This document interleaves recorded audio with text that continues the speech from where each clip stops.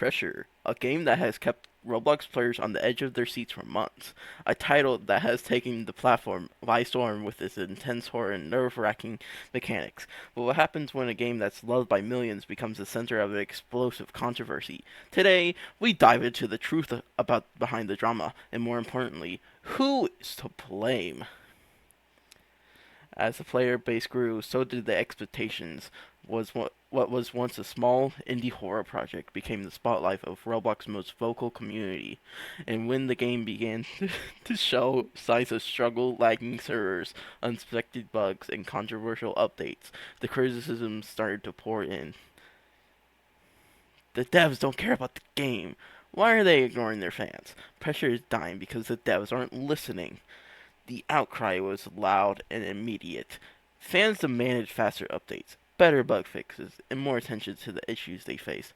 But what the players didn't know, what most of them still don't understand, is the immense pressure the developers were already under.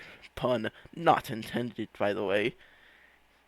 Behind the scenes, the pressure dev team was burning out. Long nights, constant stress, a non-stop flood of complaints. For every bug fixed, two more seemed to appear. For every update, there was another wave of criticisms. No matter how hard they tried, it was never enough. We've been working non-stop for weeks. The updates, they're not enough for them. There's always something else they want. Yeah, I know, but we can't keep pushing like this. We're human too. They don't even listen to us. They keep updating the game with stuff no one asked for. The lag is unbearable. No one's fixing it.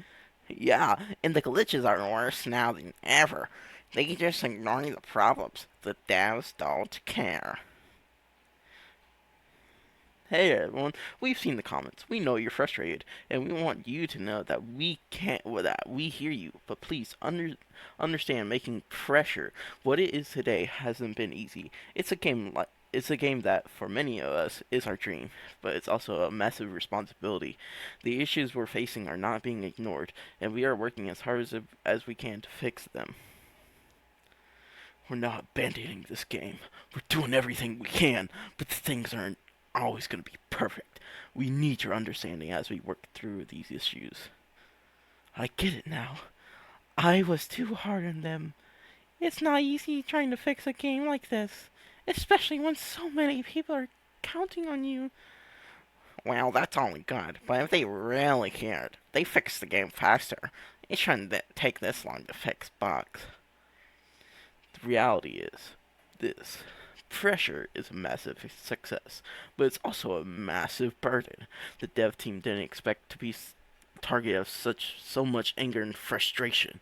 They didn't expect their passion project to turn into a battlefield, and yet they continue, working tirelessly in the face of unrelenting pressure from the community.